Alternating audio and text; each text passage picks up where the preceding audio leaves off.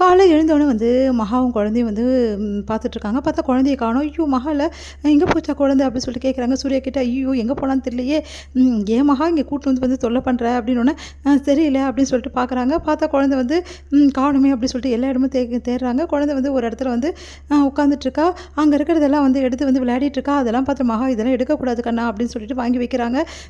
இந்த பொண்ணோட தொல்லை தாங்க முடியல. எப்போதான் இது நிற்க போதோ தெரியல அப்படின்னு சொல்லி சூர்யா புலம்ப ஆரம்பிக்கிறாரு. அடுத்து எல்லாருமே வந்து அந்த குழந்தைய பற்றியே பேசிகிட்டு இருக்காங்க. இது யாரோட குழந்தையா இருக்கும் அப்படின்னு சொல்லிட்டு வந்து யாரை சந்தேகப்படுறதுன்னு தெரியாமல் அப்படியே பேசிகிட்டே இருக்காங்க. இதெல்லாம் கேட்ட விஜய் வந்து போயிட்டு அனாமிகா கிட்ட வந்து கேட்குறாரு, இந்த மாதிரி நல்ல காலம் எல்லாரும் வந்து நீ என்கிட்ட கேட்கல, நீ என்னை நம்புற அப்படின்னு யார் சொன்னா உன்னை நம்புறேன்னு சொல்லிட்டு, நீயும் அப்படிப்பட்ட ஆள் தான் அப்படின்னு சொல்லிட்டு அப்படியே வந்து கிட்ட நெருங்கி கிஸ் பண்ணுறாங்க. சந்தோஷமாக வர்றார் விஜய். அப்போ நீ என்னை நம்புறியா அப்படின்னு சொல்லிட்டு, உங்களை பற்றி எனக்கு தெரியாதா அப்படின்னு சொல்லிட்டு போகிறாங்க. அடுத்து வந்து எல்லாருமே வந்து இதை பற்றி பரபரப்பாக பேசிகிட்டு இருக்காங்க. அப்போ அனாமிகாவும் வந்து சித்ரா, அதுக்கப்புறம் காயத்ரி எல்லாம் பேசிகிட்டு இருக்காங்க. அப்போ வந்து காயத்ரி வந்து இந்த குழந்தை வந்து யாரோட குழந்தையா இருக்கும் ஒன்றுமே புரியலையே அப்படின்னோடனே டிஎன்ஏ டெஸ்ட் பண்ணால் எல்லாமே தெரிஞ்சிடும் சொல்கிறாங்க. ஆனால் டிஎன்ஏ டெஸ்ட் இப்போ பண்ண முடியாதாமே, அவங்க வந்தால் தான் பண்ண முடியுமாமே அப்படி சொன்னோன்னே, இந்த குழந்தைய அந்த மகா நல்லா கவனிச்சுக்கிறா, அதனால ஒரு வேலை அப்படின்னோடனே, நீ என்ன சொல்கிற எனக்கு ஒன்றும் புரியல அனாமிகா அப்படின்னு சொல்லிட்டு சித்ரா கேட்குறாங்க. எனக்கு என்னமோ வந்து மகாவுக்கு இந்த விஷயம் தெரிஞ்சிருக்குன்னு தான் தோணிருக்கு. ஒரு வேளை சூர்யா அப்படின்னோடனே, இங்கே பார் சூர்யாலாம் அப்படிலாம் தப்பெல்லாம் பண்ணியிருக்கே மாட்டான் அப்படி காயத்ரி சொல்கிறாங்க. அத்தை உங்களுக்கு தெரியாது அத்தை, அமைதியாக இருக்காங்க பாருங்கள், அவங்கக்கிட்ட தான் எல்லா விஷயமும் இருக்கும். ஆமாம் ஆமாம், சூர்யா இப்படி தப்பு பண்ண மாட்டான், இருந்தாலும் இது கவனிக்க வேண்டிய விஷயம் தான் அனாமிகா சொல்கிறது அப்படின்னு சொல்லிட்டு சூர்யா பற்றி கொஞ்சம் ஓவராக பேசிகிட்டு இருக்காங்க. காயத்ரி வந்து என்ன பண்ணுறதுன்னு தெரியாமல் பார்த்துட்ருக்காங்க. இது எல்லாத்தையுமே வந்து கவனிச்சிடுறாங்க. நம்ம மகா வந்து செமையாக டென்ஷன் ஆகிடுறாங்க. என்ன பேசிகிட்டு இருக்கீங்க நீங்கள் அப்படின்றாங்க. நாங்கள் என்ன இல்லாதது பேசணும், எல்லாரையும் பற்றி பேசுகிறீங்கல்ல, அதே மாதிரி சூர்யா பற்றியும் பேசணும். சூர்யா பற்றி பேசுறதுக்கு இங்கே யாருக்கும் எந்த அதிகாரம் இல்லை. அவரை பற்றி எப்படி இப்படி பேசுவீங்க, அவரை பற்றி உங்களுக்கு எல்லாருக்கும் நல்லா தெரியும்ல, ஏன் ஏன் சின்னத்தை உங்களுக்கு தெரியாதா அவரை பற்றி அப்படின்னு. நான் ஒன்றும் சொல்லலை, இவங்களாம் சொன்னதுக்கு நீங்கள் அமைதியாக தான் இருந்தீங்க, அப்போது நீங்கள் சொன்ன மாதிரி தான் அர்த்தம், அவர் உங்கள் புள்ள மாதிரி தான் உங்கள் புள்ள மாதிரி தான்றீங்க, ஆனால் உங்கள் பிள்ளைய வந்து நீங்களே இப்படி பேசலாமா அப்படின்னு. இங்கே பார் தேவையில்லாதெல்லாம் பேசாத, நான் ஒன்றும் அப்படிலாம் சொல்லலை, நீங்கள் சொன்னீங்க நானும் இப்போ சொல்லலை, ஆனால் இவங்கெல்லாம் சொல்லும் போது அதட்டாமல் அமைதியாக இருக்கீங்க பாருங்கள், அதுதான் ரொம்ப பெரிய தப்புன்னு நான் சொல்கிறேன் அப்படின்னு அப்படியே பார்த்து முறைக்கிறாங்க.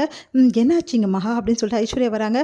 பாரு ஐஸ்வர்யா, அவரை பற்றி ரொம்ப மோசமாக பேசுகிறாங்க, இதுக்கு வந்து அத்தையும் அமைதியாக இருக்காங்க அப்படின்னு. பின்ன ஏன் அமைதியாக இருக்க மாட்டாங்க, அவங்கள பொறுத்த வரைக்கும் அவங்க பையனை தவிர இப்போ யாருமே அவங்க கண்ணுக்கு தெரியலையே, அவங்க மருமக தான் மெயினாக கண்ணுக்கு தெரியுது, மருமக சொல்கிறது தான் கேட்குறாங்க, மருமக உட்காருனா உட்காடுறாங்க, எழுந்துக்குனா எழுந்துக்கிறாங்க. வீட்லேயும் மாமியார் சொல்கிறதா மருமக கேட்பாங்க, இந்த வீட்டில் மருமக சொல்கிறதான மாமியார் கேட்குறாங்க. இங்கே பாரு ஐஸ்வர்யா, அப்புறம் அவ்வளோதான் அப்படின்னு சொல்கிறாங்க காயத்ரி.